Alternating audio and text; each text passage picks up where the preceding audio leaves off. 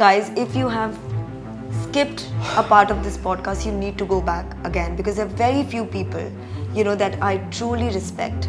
And Parth is one of them because what he says happens. Because he's gifted, I would say, with an ability to foresee what's coming. Hello everyone, I have Parth with me today on Unmasked by Skinyoga. And he is somebody I've always looked up to. Growing up, I've trained with him a few times when I used to live in Ahmedabad, and today he's joined us all the way from there. He's an expert in fitness, and not just any expert, he goes deep into the subject. He's also an expert in alternative medicine. He's studied that, and he's also studied human health for the past 20 years. Currently, he's also exploring spirituality and Tantra, and today I want to speak to him more about that science because Parth, as I know, will not follow something just from the books. He will go deep into it. So Parth, thank you so much for coming. Thanks. To begin with, Parth, can you tell us what is alternative medicine and which one is your favorite and why?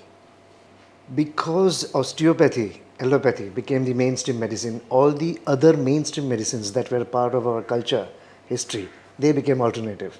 So everything that is not allopathy is alternative medicine. Okay. Yeah. So, for example, homeopathy is alternative medicine, Ayurveda is alternative medicine, phytomedicine, Zen medicines, Amchi, traditional Chinese medicine, all of this. Yoga also they have considered as alternative medicine, and nutritional therapy, naturopathy, all of it falls into alternative medicine system. Okay. And which one is your favorite and why? None are my favorite. No. I don't have a favorite one. In fact, alternative medicine means functional medicine. Okay. Functional medicine means you take whatever you have to deal with the condition, symptom or the subject. It could be from traditional Chinese medicine, it could be from any discipline, any school of thought. But it should deal with the symptom, it should give relief. The complaint must go. So now the new name of alternative medicine system is functional medicine. Okay. So when you treat somebody based on the symptoms, do you pick from one of these alternative medicines because you know this is the one that's going to work? Yeah. But isn't it like, doesn't all symptoms can be cured by one alternative medicine, homeopathy for example? It's very questionable. If one medicine system can deal with all the sorts of diseases or symptoms, very questionable. Cannot happen. Okay. Yeah. Okay. For example, you have forms of art. Certain form of art will only stimulate or attract a certain type of person. Similarly, every one of us, our systems are dynamic and volatile, and they respond to the same chemicals and same treatment differently at different times. Same person, same treatment, different response. So based upon this dynamism that you have inside, because the whole system is conscious, and the more conscious medicines you use, the better response you will get.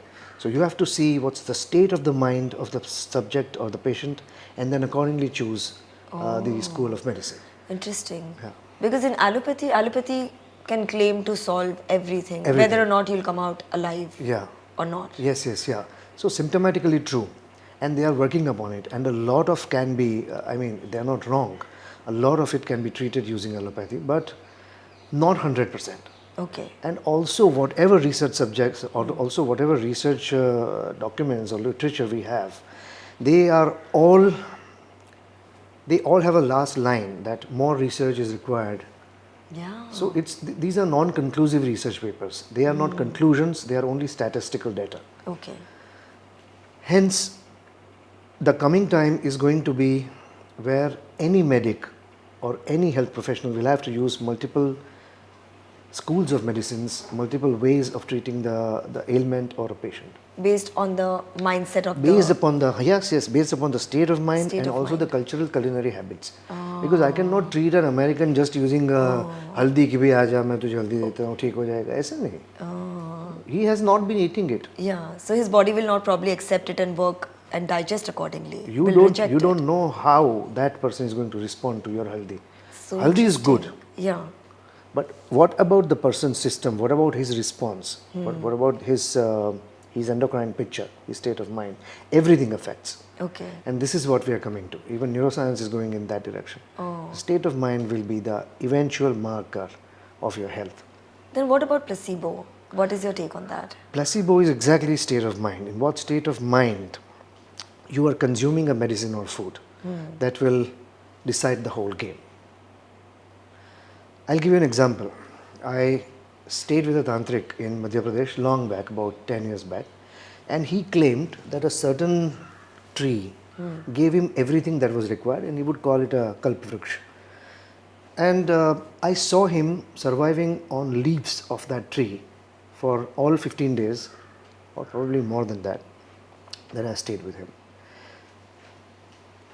I tried to see from the viewpoint of science, I tried to constantly gauge him on his health markers, because we did not have any blood work done at that time. We were far away from the whole civilization in the hills.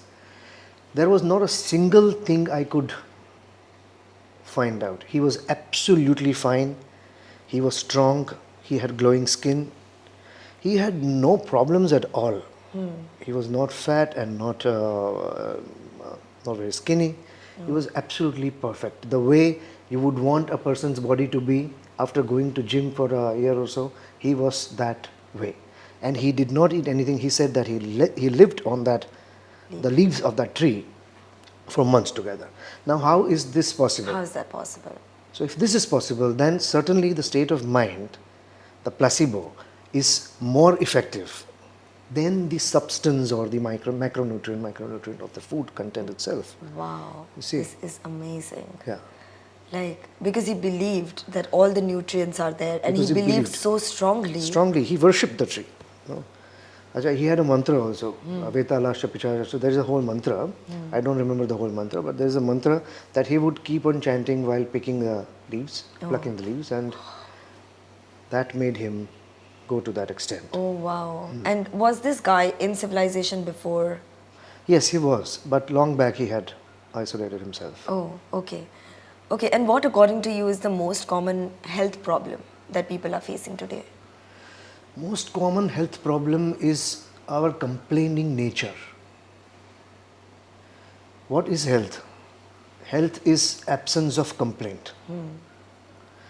If I have whatsoever trouble I have in the body, but if I have no complaint regarding it, if I have embraced it, if I have accepted it, and if I am looking at it the way it is, remaining present to it, it may not be as dangerous or as disturbing as it would be if you kept on paying attention to it. Okay. One thing is for certain, the more attention you pay to something, Yeah, it becomes bigger. the amplified it will become. Yeah. No, but what are the problems that people come to you with the most these days that you think, oh my God, like earlier we did not hear about certain diseases, but today it's so common, like that? Mostly they are vitamin deficiencies, Okay. energy deficits. The people are not feeling very energetic, they are not motivated. And of course, weight gain, weight loss, that trouble is always there. So yes, if you want to pinpoint a problem, the problem is metabolic syndrome or pre-diabetes, what we call. And pre-diabetes is going at large. Of course, India is growing very fast on the front of diabetes. So that's the only thing. What according to you is the cause of so many people suffering with diabetes now, and what according to you is a cure or precaution one can take? I'll tell you the truth that I have realized. Probably after 50 years, the scientists will tell you that diabetes is not only related to your pancreatic capabilities. It is not only a metabolic problem. It is a problem with the mind. Two things. One, mera, mine. When you do not have the open-heartedness and open-mindedness of sharing the joys with people, one, that is the cause of diabetes. And second, stress. We have been eating what we have been eating for a millennia. This is not new food. No matter how much they try to hammer on your head all the time that food is corrupted, food is adulterated, food is not proper, impure, your body has the capacity to deal with the impurest possible food you can give to it. So it's not about food, it's not about metabolism, it's not about pancreas, it is about in what state of mind you are having your food. That And is if true. you are at unrest, I remember when I was in school, we didn't have all this. You can't have sugar, things like that. Today, I don't let my daughter have refined sugar or certain chocolates because it has something, But when I was growing up, every single day, if you remember in Thaltej, there was this Modi corner. It is still there. You know, every single day on my way back home, I used to stop there and have an entire dairy milk by myself every single day. I mean, now when I think of it, just thinking about it, it gives me diseases. But that time, nothing happens. I'm like, how, when I think of it today, I'm like, how am I even alive? What an unhealthy way to live a life. so all that chickies and chocolates, maybe chocolates are alien to our culture, but chickies, the pralines, we have been eating good and chicky Yeah. and all sorts of mithais and kopra pak and whatnot. Yeah. And all of it had sugar, but along with sugar they put ghee, and there was a nice, good atmosphere at home. Yeah. People were in Together, in a like a constant society. joy of being together. Yeah. That sharing was there, Yeah. the warmth was there, Yeah. and that kept us healthy. Yeah. Food is just fine because food is alive, food is conscious. It's not about metabolism. So diabetes is related to, or the root cause of diabetes is the vritti of the mind, state of mind, and I am sure scientists will tell that to you tomorrow. And this is going to be the science for the coming time. And what, according to you, are some mental and emotional problems people are going through today?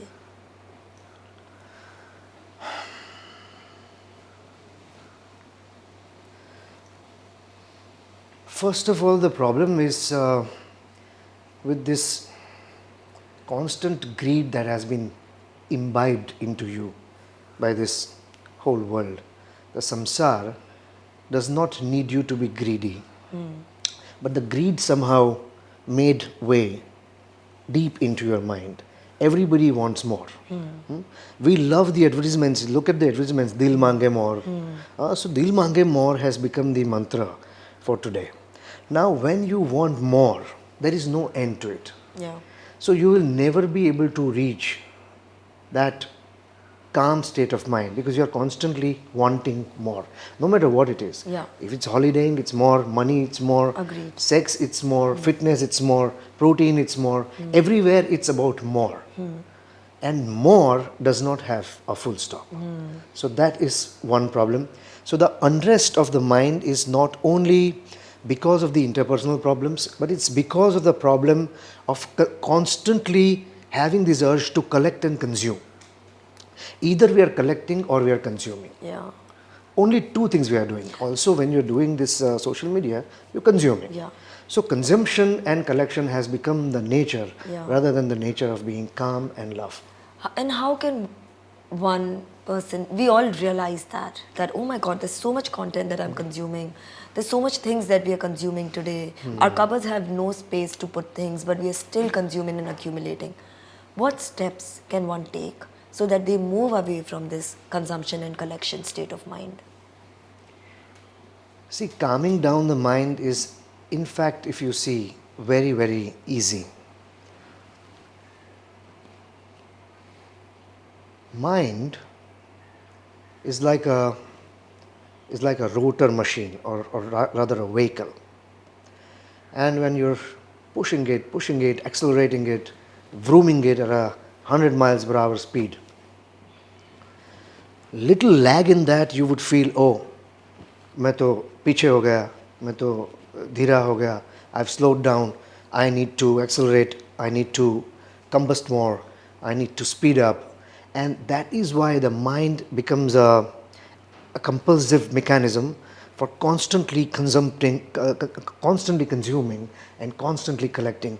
Now, the easiest way is to meditate. But meditation, again, is a very complicated word. What you want to do is to just calm down, try to see what are you without anything that has been put into your mind from this samsara, from this outer world. And that itself is meditation. Just remaining present to what's going on within you and what's going on without you. Without you is both the things. With you in the picture and without you in the picture. And when you realize, the day you realize that without you, the world is as perfect as you probably want it to be. That's when you stop doing this unnecessary hustle and bustle, unnecessary speeding up the mind. Otherwise, क्या होता है? You come back from the office, now the mind is slowing down, but you don't like mind slowing down. So you'll switch on Netflix, or you'll start doing this, or you'll start reading. Reading is not bad, but some activity. So your mind is hooked up to a certain RPM, a certain acceleration of the engine. Right. And if it slows down, you feel depressed. Or uneasy. Yeah. You're unable to take that vacuum. Yeah, I agree. Understanding the vacuum is necessary, which we have forgotten. Yeah. And as soon as you have vacuum, you start complaining to the world. Yeah. कि भी अरे मेरे life में तो ऐसा हो गया, वैसा हो गया, complain है, काम नहीं है, ये नहीं है, वो चला गया, ऐसा हो गया. Not necessary, you know. How do you teach this same thing to a 5-year-old? Let them do what they're doing rather than disturbing them in their pattern. Okay, but if they're collecting constantly, mera hai, today kids can't share that easily. I'm going to keep this, I want this also. You have one eraser, you want 10 more eraser. You have one book, you want 10 more books. You don't have the heart to share. Earlier, because we were a bigger family, we had no choice. There was not an option not to share. But today, these kids have an option. Everybody has like 1 or 2 kids. And they're both given everything in the world. So how can you teach a 5-year-old? Just let them do what they're doing, and you do what you want them to learn. You keep on sharing things in front of them. They're subconsciously following you. Monkey see, monkey do. Yeah? So keep sharing unnecessarily. Things that probably do not matter. Keep sharing them and let them collect. One day they will be tired. One day they will start sharing. Let's try this. Parth, if this works, I'm going to call you. This will work. This has worked over millennia. Yeah. We cannot teach anybody anything, but you can be what you want them others to be. Yeah, makes sense. Okay. And what are your new thoughts about this new drug that's trending, Ozempic? Have you heard about it? Oh, I have no idea. Oh, no. So there's this drug that they're talking about that helps you lose weight. And something. Anything that helps you lose weight from outside is going to have some or the other rebound effect on your metabolic health, if not today. Okay. For example, I'll give you a small example of a diuretic. When you use a diuretic, you have rebound water gain when you discontinue it. You use decongestants for your sinus. When you stop using decongestant, you will have a rebound congestion. Similarly, every chemical that works in breaking the natural pattern will have a rebound action. This is gold, what you said. What rebound action, that only time will tell. Yeah. I don't know the drug, but this is the principle that will never go wrong. That's so amazing that you said that, and this is gold. When people come to us, that, I have very dry skin, what should I do, which moisturizer should I use? I said, that's not the point. The moment you keep using moisturizer, and we have moisturizers, it's very easy for me to say that, buy this. I said, that's not the right thing to do. You need to give your skin, which is its own brain, its capacity to produce the moisture it needs. True. If you use something to take off the oil on your face, like a face wash and harsh things, your face will think that, I need to produce more oil because it's going to go away. True. And the same with the dryness. If you tell your skin, no, sleep, I'm going to give you moisturizing cream to take care of it, it'll never produce its own moisturizer. That's correct. I think the same principle goes for... The same principle, yes. In endocrine language, what they say is, anything supplemented exogenously will stop the endogenous production up to its optimal capacity. Okay. So the endogeneity of the production will be impaired. Okay. or probably stopped over time. That's what happens in thyroid patients, no? Yeah. They start taking T4. For example, somebody gets a hypothyroid in preliminary blood tests. Now, if the doctor is not very conservative, the doctor will start T4 कि भाई आप ये thyroxine लेना शुरू कर दो. अब ये शुरू कर दिया. अब 1 महीना 2 महीना, now the thyroxine production has completely stopped. Otherwise, using alternative medicines or using other adjunct therapies, there was a chance of reviving the production of thyroid from within the thyroxine gland. Okay, and what you've been into, you're doing a lot of tantric practices and learning. Could you tell us more about it? So Tantra is same. Tantra is about looking beyond. Tantra word itself is about 3 bodies. One is the outer body that we constantly keep polishing and looking at us in the mirror, photographs, videos, and we love it. But beyond that, there is this subtle body or the mental plane or the psychological plane. And beyond that, there is causal body or the things that you carried as energy and DNA when you got your first cell in the womb of your mom. Okay. So this has been coming through generations. What you are today is not only because of your father and mother or your immediate ancestors, but it is a very, very complex combination of generations and millennia. Now, when you see how did the consciousness, that is not a particle or not a wave, the consciousness itself, how did it make way into a human form? If that consciousness can be understood, experienced, or seen with a very, very steady, calm, slow mind, then you see that Tantra, that you are something beyond all these 3 bodies. You are not your DNA, you are not your body, and you are not your mind.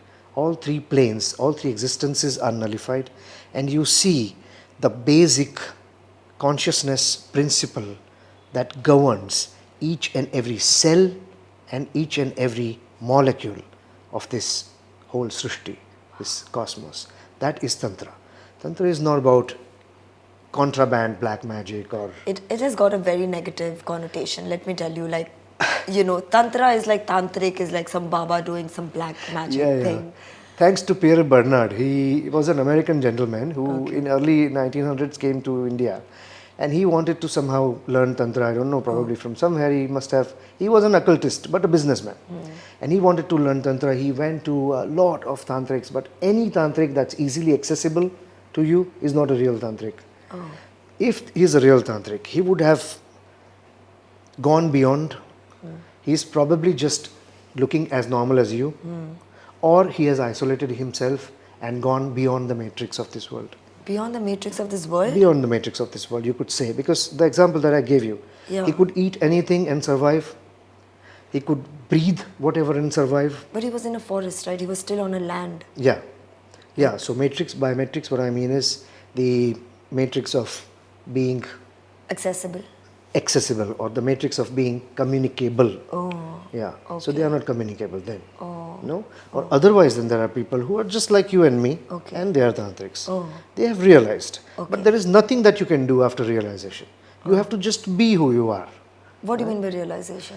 The realization of the consciousness principle. When you see that you are none of these 3, hence none of the rules of science, none of the rules of commerce, and none of the rules of this socialism, they apply onto you. And is there a point where you realize this? Yes. You were just telling me there is something that happened to you 3 years back that got you to find more about the spirituality. Could you share that? In fact, I was following all the sadhus, aghoris, lamas, all of these in all my solo trips since about 24 years. I've been taking solo trips. My objective was not to get into this. My objective was to, in fact, only uncover the bogusness or the non-existence of such a science. Instead, I got pulled into it. And I started meditating. I started doing a lot of different sorts of practices through Kriya Yoga and through Agor Yoga and different things, but never became successful until 2022, 18th February, I went to Bagh caves in Madhya Pradesh. Bagh are Buddhist caves, monolithic caves, maybe about 1000 or 2000 years old, I'm not sure how old they are. And I was doing Padal Sadhana there. Padal Sadhana is a specific sort of Agor Sadhana in which you try to nullify everything that comes to your mind. For example, that you are so and so person and you negate it. So and so worry, something from your task list, your father's health, your wife's expectations, your own ambitions, your family, your dharma, everything, anything that comes to your mind, you keep on negating it strongly with a conviction, with a belief, with faith that no, this is not me, this cannot be me, so this cannot be applied onto me, this cannot encapsulate me. That day, my total capacity for meditation was 20 minutes, not more, and then all these things would start happening, no? Body limitations, stiffness and numbness and everything. That day, I did not realize for about 3.5 hours. I was not there, absolutely not there. I had left my body. And during that time, I finished 3-4 things that I had to do in terms of giving out clarifications or giving out the, what do you say, I'm falling short of that word. I had to accept a certain lies that I had been taking support of in my life with a couple of people. You had to confess. I had to confess a couple of things. Thank you for the word. I had to confess certain things, no? And that confession I did going to those 3-4 people. How can you go to those people when you were not, your body was somewhere else? It was happening somewhere within, which I was not aware of at that time. After I came back, I realized that my phone battery had gone. I was in a dark corner, of course, a monolithic corner. Bats were there, and oh my God. I came out. I was numb. I lost about 10 kilos in 10 days. Had no food, no water, no interaction with anybody. When I came back to Ahmedabad, those 3 people, I got in touch with them, and they all confirmed that yes, you came into our mind and you had told us so and so things, and it's okay. We understand that. God. And that is how this whole change, the shift happened. And I could really experience that everything that you have been taught, everything that is holding you back is because of your body and mind. And if you transcend it, none of the principles of science, none of the principles of this world can affect you. But we are living in a superficial world. There is no choice. And when you live in a world where you talk to certain people socially, or you have families, you're attachment with your own family, how do you, cross that border and say that, yes, you do exist, but this is not me. My journey is beyond this, and I need to go there and discover this. In fact, चमत्कार किस चीज़ में है मालूम है आपको? चमत्कार है स्वीकार में. आप सभी को स्वीकार करो. You embrace everybody. What we do is we absorb everything. Rather than absorbing everything, we have to embrace everything. If there are people in your family or around you who want you to be in a certain way or who want their lives in a certain way, let that belief system, that aspiration be the way it is. Your spiritual achievement does not mean anything to anybody. Yeah. If you are spiritual, then you are not in conflict with any thought, any school of thought or any person. If you have conflict, that नहीं ये मेरा धर्म अच्छा, मैं ऊंचा, मैं बड़ा, मैं सच्चा, मेरा पहले, then you are not spiritual. So spirituality does not call for any isolations. Isolations happen in certain cases where it was meant to happen. Every spiritual person does not have to be a yogi, a spiritual teacher, or a tantric, or a sadhu. Spirituality is to be practiced here because it's required here. Nobody requires a spiritual person in a jungle. Yeah. You need people who can unconditionally love Yeah. in this society, Yeah. not in the jungle. So you Jungle need is to fine. become spiritual while living the life you're living. And does spirituality make you kind and giving? Yes, spirituality makes you kind and giving without giving you the ego of being kind and giving. Because if you are kind, then you are having that some sort of account. Look, I'm so kind. Someday kindness will be coming back to me. Look, I'm giving everybody so much. Someday I will give it back. That is human nature. To be able to transcend that is spirituality. You don't expect anything back. Yeah. You just love. Yeah, you know, I got married into a Jain family. And here, after getting married, I found that in their temple, you know, there are a lot of dance that people do in Jainism, which is great. But at the same time, you know, it's very, it's celebrated. Oh, this person gave so much in donation. This person gave, oh, and then there is mala. And that somehow, it didn't seem the right thing to do. But in hindsight, when you think that, okay, the society follows what's been celebrated. So if this person gave so much and they are saying, wow, the other person might get, like, you know, might do it. But what's your take on, because growing up I've always learned about Guptan. You know, my parents always said, if you donate with your right hand, your left hand should not know that. But this is completely different. What is your take on giving something and celebrating or not celebrating it? Whatever is going on around you, in terms of spiritual practices, in terms of religious practices, all of it is to be accepted. Everybody is trying to do something from the level that they are at and with the kind of perception, with the kind of experience they are having about this world and life. So I don't see anything wrong about what anybody is doing. My only effort is to be unconditionally embracive, unconditionally loving to everybody. You could be doing the most nonsense thing on the planet, but aren't we all subject to it? We are all subject to it. So you give and you have the ego. It is okay, it is human. One day, if not in this life, in next life, you will evolve. You give and have no ego. Great. You are not somebody very Mahan. It's the way it is. And you have no ego and you don't give anything. It is also okay. There is no need to do anything in spirituality. Spirituality is not about doing. It is about experiencing this world and life with a whole different dimension. You've spoken about Tulsi. You know, what do you think Tulsi is? What are the benefits? How can one use it?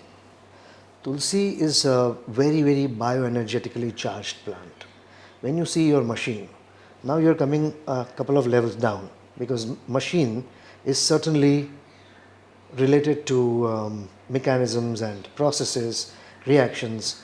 So machine will have every effect with the other machine. Tulsi is one machine and human is one machine, and the bioenergies of human are very, very in consonance with Tulsi's bioenergies, and when they mix, this is for this probably Japan and Japanese and Russian researchers, they have come up with certain equipment that can measure human and plant auras, and through that they will confirm this soon. But this is what I'm telling you today.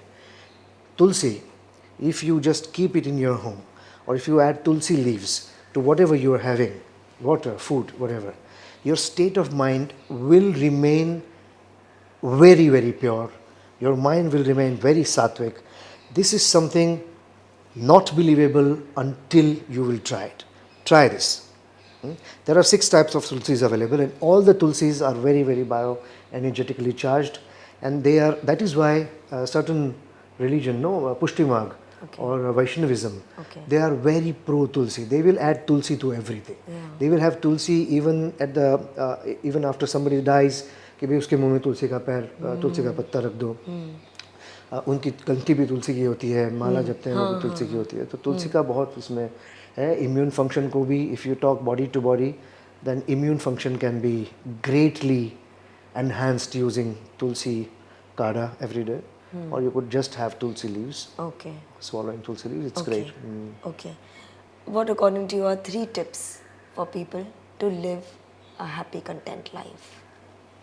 Things that they can actually follow and implement from tomorrow. Start meditating, first of all. And meditation does not require you to have a guru. It does not require any process. When all the processes stop, meditation happens automatically. So the only best thing that you can do, put away everything, sit wherever you are. Kids could be playing around, television could be on, the parents could be talking. Everything is fine.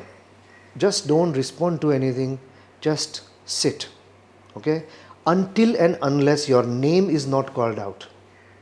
If somebody calls out your name, you should be responsive. React to that, respond to that, and then get back to your silence. Maintaining silence will keep your mind calmer and have you experience this life in a much, much happier, calmer way. Very important. Second, always choose warm liquids. Even if you want to have ice creams, thick shakes or shakes, everything, go home, have a huge glass of warm water. Weight has been overrated. That is third. Your body weight is not the marker of your health. All the time, everybody is after body weight. No, body weight घटाओ, ये करो, वो करो. हाँ ठीक है, body weight control में है, बहुत अच्छा. लेकिन body weight थोड़ा इधर उधर हो गया. WHO cannot standardize how a specific person out of 7 billion people can look. There can be no standardization to that. Right. You look at the past, no. Yeah. Our homes, our families had fat people, all the time. Fat grandmothers, fat grandfathers. They were very warm, very loving, very kind. Active, healthy, and they had no complaints or very less complaints. Yeah. So state of complaint is being unhealthy. Weight does not matter. So don't look at your weight. Eat whatever you want, whenever you want, but when you eat, you fall in love with what you eat. You don't put in wrong energy, no. If you're having a drink, then you say, अरे नहीं पीना चाहिए था, छोड़ना है, दारू है, या तो बर्गर खा रहे हो, आप कहोगे जंक फूड है, आप उसको जंक बना रहे हो, आप उसमें गलत एनर्जी डाल रहे हो. वो तो ब्रह्म तत्व ही है, उसके अंदर तो अन्नपूर्णा देवी ही है, उसके अंदर और कुछ नहीं है. वो जब आपके अंदर चला जाता है, once it is inside you, it becomes your part. Then you're calling it bad and consuming it. So these 3 things. It's so contradictory, Parth, to what, we think about junk food, over-processed food, what it does to your body. And when you leave these foods out and consume fresher, homemade food, it does something to your body. Most certainly, yes, because it is sattvic food. It will have certain effect on your body. Why not? Yes, certainly. But to say that every day if I have this burger thinking that it is amrit or it is the best thing in the world for my body, according to you, is that gonna make me healthy? It will if you can retain that state of mind, but it is very difficult for a lot of people. A lot of responsibilities, you are in multiple roles and you are constantly stressed. So if you can retain that sort of state of mind, I have seen people and I am following that. I was always maintaining 6-pack, but now I've become a laughing Buddha, and that is okay, because my state of mind matters. It does not matter. I am 5 kgs lighter, I am happy, but I am 5 kgs healthier, heavier, everybody around me is happy. Spirituality is not about you being happy. Is the people around Otherwise, you. everybody is doing that. Yeah. Even a dog is doing that. Then even dog is spiritual. No problem. Okay. I think you're the best person to ask this question. Where do you think the science of fitness is heading? Science of fitness is heading absolutely in improving, enhancing human performance. We see every year the old records are being broken in Olympics, in Asian Games, in Commonwealth. So the peak human performance is going up because of this deep understanding of food science, nutrition, the anabolics, or all the sorts of micro substances that we can tweak with, and also the side of training, because now we have very sophisticated equipment that can scan the human movements and improve where the necessary scope is. That is only for the peak. Rest of the people are only following vanity. We are after vanity. Yeah. अच्छा दिखना है, अच्छा photograph चाहिए, six pack चाहिए, bike पे जाऊँ तो लोग देखे, ऐसा वो ठीक है, अच्छा है, लेकिन उसके पीछे मर मिट जाना या उसके पीछे अपने शरीर को या अपने आसपास के लोगों को दुख देना, ये ठीक नहीं है. So in spite of you being the most beautiful person on the earth, having the fittest body on the earth, you will not become happy. And if you want Anand at the end of the day, if you need happiness, then there has to be some humane approach to it. You cannot become a machine. You cannot, science cannot lead you to ultimate bliss. Parth, a lot of people are dying today in the age of 37, 40. People who are super fit, working out in the gym every day. What do you think is the reason? Two things. One, there are two types of people. One group is only after muscle mania. They don't pay attention to their cardiovascular health. Cardiovascular is not only heart, but also vascular. Okay. That vascular system is the blood vessel that carries blood. So arteries and vein network. So the whole heart and the entire pipeline in your body, these have to be trained. For that you need steady state cardio. For example, 20 minutes at a certain beats per minute. Say for example, my heart rate, normal heart rate is 80. Then I will maintain about 130 beats per minute for 20 minutes or 40 minutes. This is called steady state cardio. People don't do that. They are bored. Then there are people who would overtrain. They want to do marathons and triathlons and everything, and for that they will overtrain, or they will go overboard in high intensity training. Because some American, some black, some trainer who has a nice physique, he told you कि भाई मैं तो ऐसा ऐसा करता हूँ, ये करने से फैट बर्न होगा, ऐसा होगा, टाइप 2 फाइबल, टाइप 2 मसल टारगेट होंगे, तो इन्होंने भी ये करना शुरू कर दिया. तो क्या हो गया? Irregular, unrealistic strain on your machine. You get a Ferrari, you get an Aston Martin, you race every day. What will happen? It will wear off. One day it will break down. Racing cars are for racing. But first of all, you become a racing car, then you race, and don't race every day. Race only when there is Grand Prix. Otherwise, don't race. Okay. You know, you've said you've stopped working out. But if you were to give one type of workout that is the best, what is it? Walking lunges. Walking lunges? Walking lunges. Yeah. If you do walking lunges with a braced abdomen and no thought in your mind, keep your eyes very steady, keep looking at one point and keep doing walking lunges. As soon as you're tired, sit down in Vajrasan or just walk and then keep doing it again. This is one exercise that deals with most of your fitness, most of your functionality. Because lower body is about 70% of your entire body. And so this reminds me, Genghis Khan. Genghis Khan used to do 2000 squats a day. That was his only workout. That's 2000 body weight squats a day. He was a warrior. Okay. For him it was okay. If I say this and somebody starts doing it, that's not good, no? But for him it was okay. What I'm trying to say is, when you address a larger part of your body or larger part of your life, you are taking care of the rest of 20-30%. Right. Understood. So certainly eat healthy, do exercise, remain active, but pay attention to 70% of your life or food. What is it? That will matter. If for 70%, 80% time you are good, happy, healthy with people. Not doing so many reactions inside the mind. Reactions are both ways, no? It can be Yeah. outside or inside. We suppress so much Yeah. because you don't want to be condemned, you don't want to be made fun of, you don't want to be a black sheep, so you suppress. And suppression keeps the reactions within you. That again Causes generates disease. stress and mental strain. You cannot be healthy. Interesting. And you spoke about meditation as one of the things that people must follow. What, according to you, or if you know the science behind it, what does meditation do to your body? What does meditation do to Do the to your body? body, Ah, yeah. yes, yes, okay. Look, meditation, when you meditate,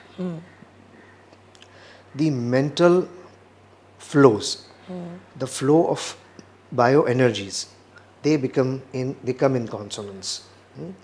Now, take an example of a stream. You are trying to swim against the stream. One person is coming down the stream. One person is trying to cross the stream. Your mind is something like this: 100 people trying to deal with the stream from different directions. One wants to cross, one wants to go downstream, one wants to go upstream. There is a conflict. When you meditate, all of them understand that it's the best to not do anything and just go with the stream. Somewhere you will end up. So just watch. So when this state of mind occurs, when this bioenergy field, consonance, harmony comes into your existence, all your organic functions, all your systemic functions, all your metabolic functions, all your neurological functions, they will come in nice equilibrium. Because you, a human being, is governed by the mind, and mind is psychology. Psychology is the first thing that can affect the neurology, and then the neurology can affect the whole physiology.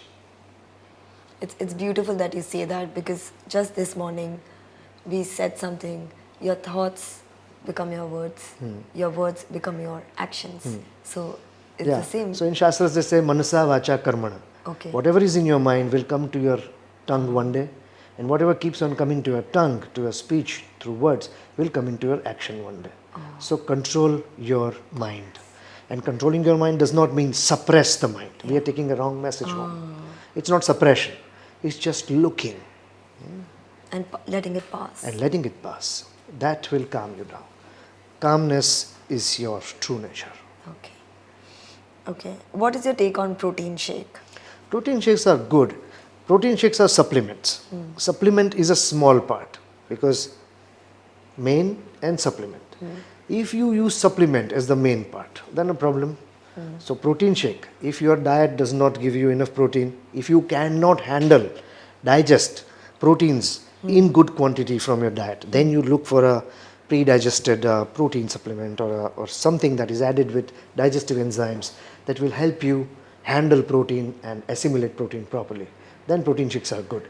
But 80% of what you get normally generic on the shelves may have some or the other additive which may not be good for you. Okay, does not matter. In what quantity you take it, when you take it, and for how long you take it. Are you drinking enough water with it? Are you active? What is your rest of lifestyle? How do you eat otherwise? Everything will matter. Protein shakes are good, great. Have it. Is there any particular protein shake that you recommend or not? Well, look, I'm kind of outdated on that, but for the past 20 years, if I've seen something work tremendously fine, one is Isopure, and second is Syntha 6 by BSN. Oh, okay. Yeah, these two are different things for different purposes, but they are timeless. Okay. They have remained in the market at the point where they were launched. Okay. Okay. Yeah, this is very good information, because every day we have a newer brand coming and we don't know what to work. But you have seen it perform for 2 decades now. Yeah. So And now they rule can- one is ruling. So now rule one is very popular among people. Oh, but is it a Seems brand? good. Yeah, Seems it's good. Okay. Now, what is the most common misconception people have about fitness and health? Most common misconception about fitness is that looking fit means fit is the biggest misconception. If you look fit, you are fit. No. If you have okay blood reports, then you are fit. No. That's a misconception. Both the planes I'm talking about. Okay. Bodily and mentally. See, there are people who go to the gym. They will work out like an animal. Yeah. They will take supplements. They will have great physique. And they may have great pathological picture as well. When you check their blood, they would be okay. There would be no troubles, no major troubles found in their standard levels of whatsoever. If you cannot perform in the outer world, अभी आपका AC गाड़ी का बिगड़ गया, गाड़ी बिगड़ गया, तो आप गाड़ी को धक्का लगा के 1 किलोमीटर बॉम्बे का मौसम में पेट्रोल पंप पर ले जा सकते हो. ले जाना नहीं है, मैं ये नहीं कह रहा हूँ ले जाओ, ले जा सकते हो. आप किसी भी वेदर में, किसी भी मौसम में अडेप्ट हो सकते हो. कहीं भी आज ये नहीं है प्लश बेड, आज ज़मीन पे सोना है, आप सो सकते हो. आप कहीं भी कुछ भी खा सकते हो. Adaptability. आपकी अडेप्टेबिलिटी क्या है? That is fitness. Wow. Because fitness is function. Amazing. Fitness is not show. Yeah. Now fitness has become show. That is why I said that we are after vanity. Function को आप देखो ना. अच्छा, आप function को अभी conditional हो गया. अभी मेरे पास शूज़ है 10,000 रुपये का, ये है वो है, एसी है, ऐसा जिम है, तो ही मैं कर सकता हूँ, वरना नहीं कर सकता. या तो मैं ओलंपिक ट्रैक पे ही भाग सकता हूँ, मैं यहाँ नहीं भाग सकता. तो then that is not fitness. Then your fitness is compromised. You know? Yeah. So look at the function, raw function. You should be able to go barefoot anywhere. In hot weather also you should be able to walk. Function is fitness. This reminds me that you used to walk bare feet. I don't know if you still do that. Yeah, I do that all the time. But What are the benefits? N number of benefits. First of all, nobody will ever take away your shoes. कभी जूता चोरी नहीं हो जाएगा. एक. दूसरा, आपको नया नया जूता नहीं लाना पड़ेगा, तो खर्चा कम हो गया. तीसरा, आप जानते हैं कि एक पैर में 7,000 नर्व एंडिंग्स होते हैं. तो 14,000 नर्व एंडिंग्स हो गया. So 14,000 nerve endings, they are constantly propriocepting the world. What I have come to realize, not through any occult or not any esoteric practice, this is just pure science. You can experience it. Start walking barefoot and you'll be able to see in the dark. No matter where you are going, you'll be able to see in the dark. अभी next क्या आएगा, वहाँ पे कांटा है, नहीं है, oil है, क्या है, ये आपको 6 सेंस से बॉडी पता चल जाएगा धीरे धीरे. तो ये क्या है. और ऑफ कोर्स बॉडी में तो बहुत सारे फंक्शन. अब 14,000 नर्व एंडिंग्स जब मसाज हो रहे हैं, तो सारे ही थायराइड से लेके सारे ही ऑर्गन्स, सारी endocrine glands, they are all getting good currents. Wow. And that current keeps them happy, healthy and attentive, aware. So you don't lose on, you don't feel sleepy, for example. Yeah. You will never feel sleepy or out of energy if you are barefoot. But if you keep wearing the shoes, you come back home, you're tired. Try this. So in the Skinyoga programs, we also have programs where we consult people how to improve their skin and hair without using products. One of the things for one particular group is barefoot walking. Yes. Which, sure. People we think that need more help reconditioning their mental state are given barefoot walking, which proves to be so effective on their skin. Certainly, yes. Yes. See, skin is your first immune castle. It's the castle which has the most immune system loaded there. Keep walking barefoot. आपको कहीं कांटा लगेगा, कहीं कुछ लगेगा, गर्मी होगी, ठंडी होगी, ये सब होगा. आपका इम्यून सिस्टम ऐसा रोबस्ट हो जाएगा, ना आपको गर्मी में गर्मी लगेगी, ना ठंड में आपको जुकाम हो जाएगा, साइनसाइटिस हो जाना, कुछ भी नहीं. आपका इम्यून सिस्टम रोबस्ट हो सकता है. और स्किन ही है, पैर का भी है तो skin.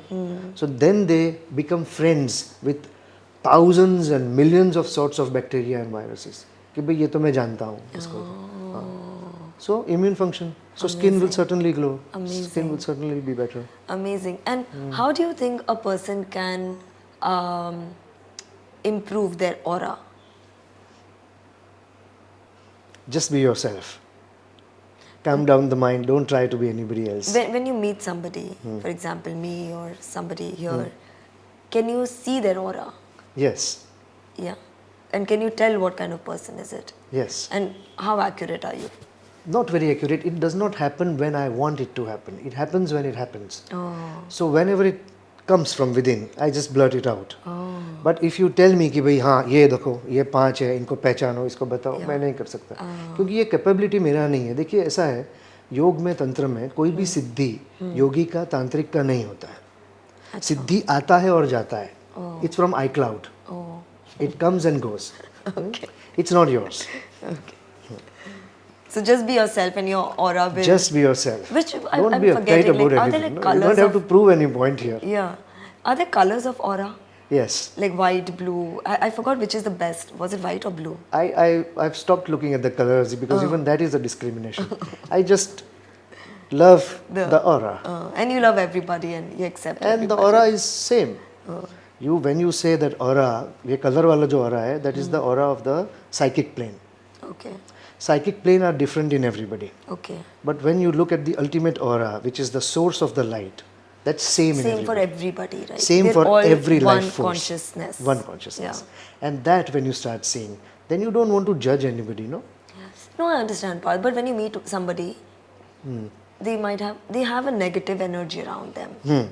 So if there is a trouble there, Yeah. if somebody asks me, and if I try to concentrate, then I can see. Otherwise, I have no business there. Okay. Otherwise, it's just a source of light. Yeah. No, there's some people that like you don't want to be around. But somehow the energy is little negative. I'm sorry, after realization, I have not come across Any a single feeling like person. that? I probably, in last 3 years, I must have met 50,000 people, but I have not come across a single person whom I think has a negative aura. Wow. So do you think that this analysis of negative and positive also comes from within you and not the person in front It's of the you? nature of the mind. It's not the person. हाँ, ये हो सकता है कि वो negative situation में है. He's having some sort of overload of negation on the original aura. For example, there's a lamp and the glass is there and the glass is stained. You don't say that the lamp is stained. Yeah. So the glass can be stained. That is the psychic plane. Okay. And that is given by the outer world, that is given by the circumstances. It's not the person. Okay. Everyone is fine. Everyone is just good person. And they all want warmth, love, and they are all in some sort of struggle. That is it. It's So I don't see situation. colors. Yeah. There is no negativity in anybody's aura. It is on the glass that is the reflector of the aura. Okay. And what do you think about nazar? Nazar is one thing wherein the person is very susceptible, the mind of that person is very susceptible to the outer world. And there is a direct access to the subconscious. Usually the subconscious is gathering information when you sleep or when you are in REM, in dreaming state.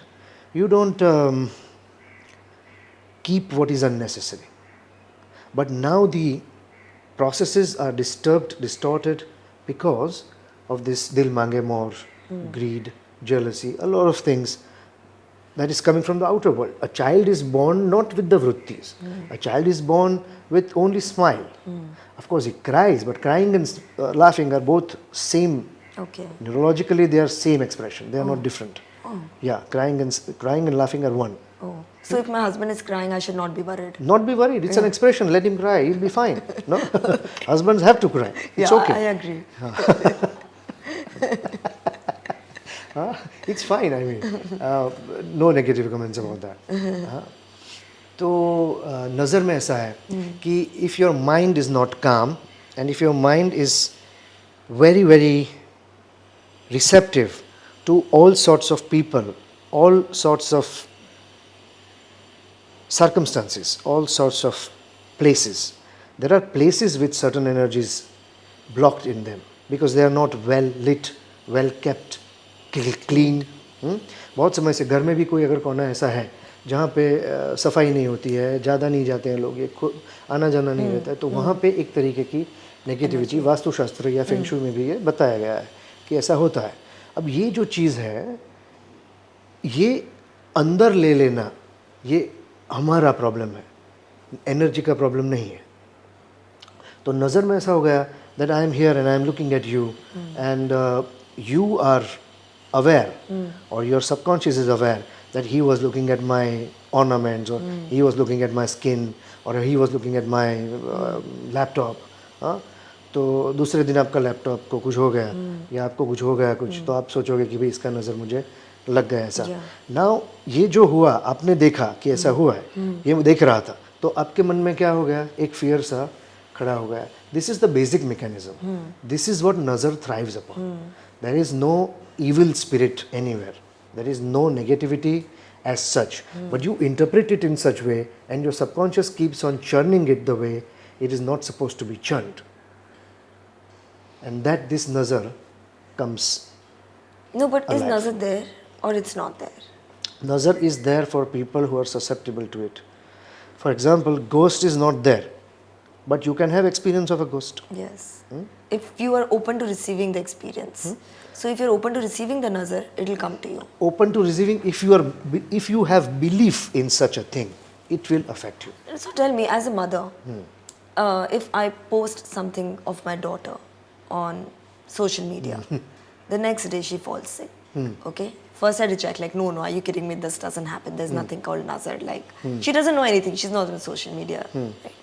Again, the next time I post about her or something else, and something bad happens or falls sick. The coincidence, the pattern of the coincidence is so strong that it can make you feel there is something like nazar which you can't help. And you don't know whose nazar is it because you don't know who's looking at the content. Unfortunately, there are two sides of Tantra. About 88% of Tantra is for blurting out. 12% you cannot talk about. And that deals with your question. I do not want to admit it. There are forces that can work the way you are saying. But it is very rare. It can only happen once in a blue moon. If it's happening frequently, there is something else. And most probably it is just coincidence. Like what you already said, that it was a coincidence. I understand that you are in a duality, a dilemma, whether it actually is there. And I also know that culturally we all are conditioned to believe in certain energies or certain such phenomena.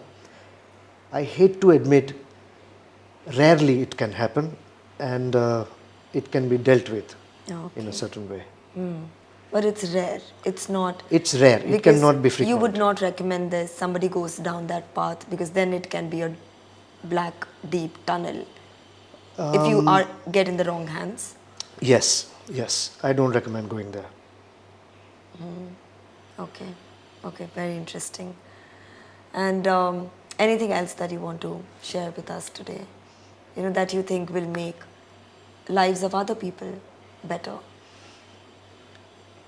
Look, for past 15 years now, out of these 15 years, for 12 years I remained a staunch scientist of food, nutrition, how not to damage human health or how to prevent certain problems that we all face in day-to-day life, starting from obesity to immobilities and from weaknesses to athletic performance, everything. Don't think that remaining overconscious about your food, constantly analyzing your food, constantly measuring your food, calories, protein, these are all last resorts, because body is the outermost shell. You are not the body. You are someone who lives in the body. And through the mind, the whole system, the whole organ system is being controlled. Don't overrate science. Don't over-practice science. Science is prescription, restriction, and instruction. And instruction, prescription, and restriction cannot lead you to happiness. When you can leave back these three, You have to totally leave back these three, only then you will know the meaning of true health and happiness. This is what I want to tell you. Very small science, very little. Amazing. This That's is it. amazing. Talking to you and listening to you today really brought back my childhood and the feelings from my childhood, how I felt as a child, just free, and I think there's so much of unlearning one needs to do, including myself, Only to unlearning. go back to feeling childlike. Only unlearning. Thank you so much. And Thank you. guys, if you have skipped a part of this podcast, you need to go back again, because there are very few people, that I truly respect. And Parth is one of them, because what he says happens, because he's gifted, I would say, with an ability to foresee what's coming. So I hope you guys benefit from this podcast. Thank you for joining it. Thank you, Parth. Thank you very much. I love you. Thank you, guys. Thank you.